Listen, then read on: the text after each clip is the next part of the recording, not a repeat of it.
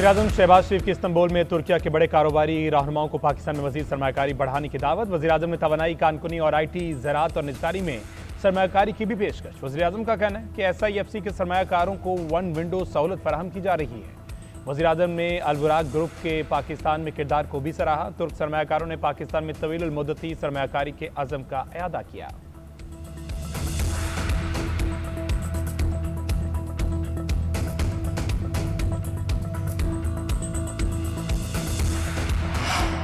शहीद आयतुल्लाह अली खामनई ने जुर्रत, साबित कदमी और गैर मुतज़लज़ल अज़म के साथ ईरान की खिदमत की। वज़ीर-ए-आज़म शहबाज शरीफ का कहना है कि ईरान ही नहीं बल्कि दुनिया भर के लाखों मुसलमान उन्हें एक ऐसे रहनुमा के तौर पर याद रखेंगे जिन्होंने इंतहाई मुश्किल हालात में गहरी और तारीखी तब्दीलियाँ की।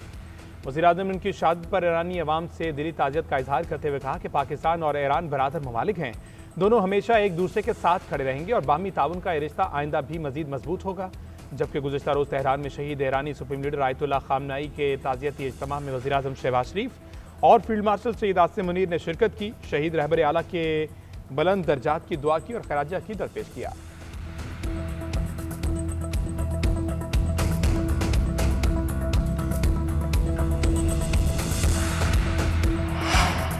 शहीद आयतुल्लाह खामनई का सफ़र आखिरत नमाज जनाजा में 1 करोड़ से ज़्यादा अफराद की शिरकत मुतवक्के। मुसल्ला इमाम खुमैनी हुसैनिया सेंटर के बाहर हज़ारों अफराद पहुँच गए।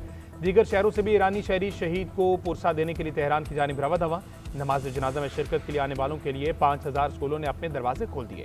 नमाज जनाजा कल तेहरान में अदा की जाएगी। खबर एजेंसी का कहना है कि जनाजे में 100 ममालिक के नुमाइंदों समेत 1 करोड़ से ज़्यादा अफराद की शिरकत मुतवक्के। तेहरान में नमाज जनाजा की अदायगी के बाद शहीद के जस्ते खाकी को कुम, नजफ और करबला ले जाया जाएगा।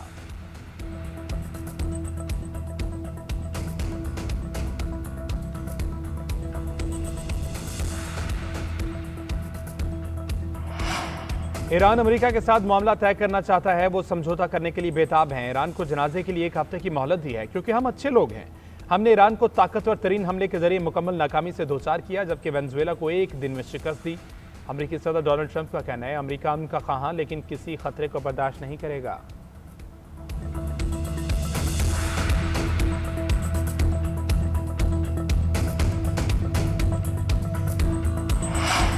अमेरिका और इसराइल जंगबंदी मुआहदे पर अमल दरामद में नाकाम रहे तो ईरान जवाबी कार्रवाइयां दोबारा शुरू करेगा। ईरानी पार्लियामान के स्पीकर बाकिर कालिबाफ का कहना है अमेरिका जान चुका कि वो फौजी महाज पर ईरान का मुकाबला नहीं कर सकता।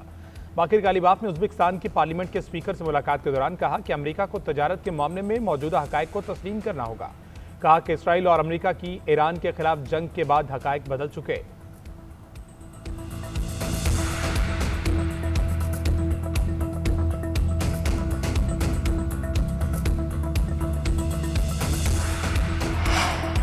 आपने हुर्मुज़ में गैर मुल्की फौजी सरगर्मियां नाकाबिले कबूल। ईरानी नायब वज़ीर ख़ारजा काज़िम गरीबाबादी का फ्रांस और बरतानिया के मुश्तरका बयान पर रद्द-ए-अमल। कहा आपने हुर्मुज़ ताकत के मुजाहरे का मैदान नहीं, आपने हुर्मुज़ की सलामती का ज़ामन है और साहिली रियासतें इसकी सलामती के जिम्मेदार हैं। आपने हुर्मुज़ में मुहिम जोई करने वालों को नताइज का सामना करना पड़ेगा।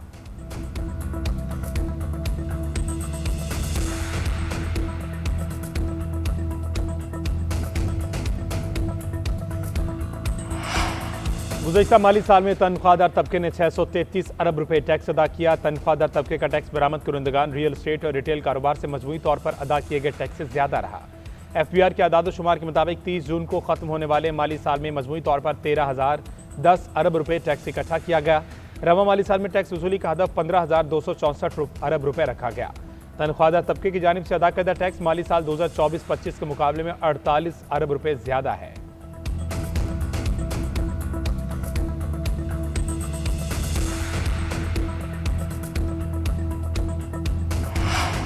हुकूमत ने पेट्रोल और डीजल 1 रुपया 97 पैसे सस्ता कर दिया। पेट्रोल की नई कीमत 297 रुपये 53 पैसे फी लीटर मुकर्रर।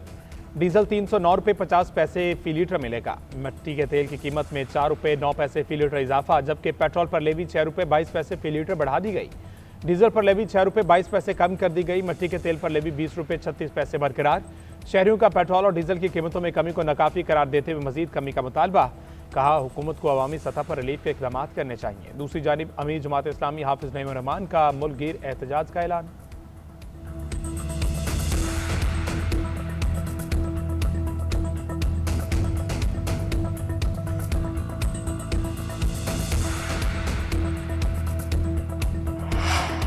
लाहौर में गैर मुल्की खातून के अगवा का केस, मुतासरा खातून का 164 का बयान सामने आ गया। दफा 164 के बयान में खातून की तशद्दुद और जिनसी ज्यादती की तस्दीक। खातून के मुताबिक रजा डार से क्रिप्टो करेंसी इवेंट में सिंगापुर में मुलाकात हुई। पाकिस्तान आने के बाद हमें एक घर ले जाया गया जहां हम दोनों को बांध कर रखा गया और धमकी दी गई कि अगर रकम ना मिली हम कत्ल भी किया जा सकता है। वहां मौजूद अफराद ने ज्यादती का निशाना बनाया। रजादार ने मेरे मोबाइल में महफूज तमाम नंबरों पर रकम के लिए मैसेज भिजवाए, लेकिन किसी ने जवाब न दिया। बाद में दूसरी लड़की की वालिदा ने बताया कि उसने $1 लाख का इंतजाम कर लिया है। आखिरी रोज रजादार ने कहा कि सारी रकम मैंने हासिल कर ली है, अब तुम आज़ाद हो।